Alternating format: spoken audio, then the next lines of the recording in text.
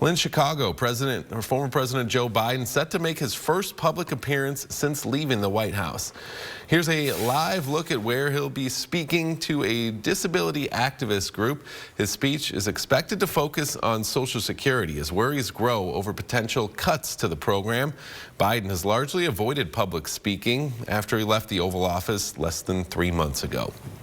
And while former President Biden takes a stand against Social Security cuts, the battle over President Trump's immigration policy grows. President Trump refusing a court order to return the mistakenly deported Kilmar Abrego Garcia to the United States. His administration claiming only El Salvador can release him. NBC's Ryan Nobles has more from Washington. The effort to bring back a Maryland man who the Justice Department said was mistakenly deported to El Salvador intensifying. Lawyers for Kilmar Abrego Garcia arguing in a federal court filing today there is no evidence that anyone has requested the release of their client after the Supreme Court ordered the Trump administration to facilitate his return. Abrego Garcia's wife pleading for action. I find myself pleading with the Trump administration and the Bukele administration to stop playing political games with the life of Kilmar.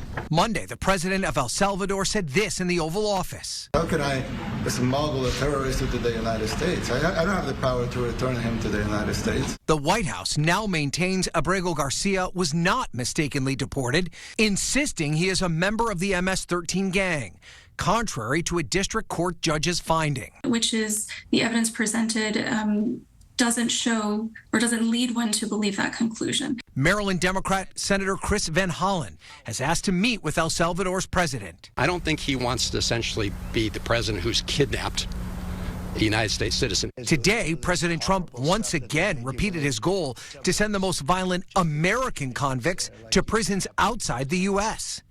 We are looking into it and we want to do it. I would love to do that. At the same time, the Trump administration is putting increasing pressure on the nation's top universities to conform to its ideological goals. At least one institution is fighting back. The White House is freezing $2 billion in federal funds from Harvard University. The school's president refused to bow to White House demands to end its diversity programs, monitor foreign students' political expressions, and make leadership changes. The president now suggesting Harvard should lose its tax-exempt status. To threaten people with loss of funding or other types of coercive measures from the government to get them to change what they're saying violates the First Amendment of the United States. It's plain and simple. And two groups representing Harvard believe the federal courts will agree with that sentiment. They filed a lawsuit on Friday asking for a judge to file a temporary restraining order preventing the president from freezing Harvard's funds. Ryan Nobles, NBC News, Washington.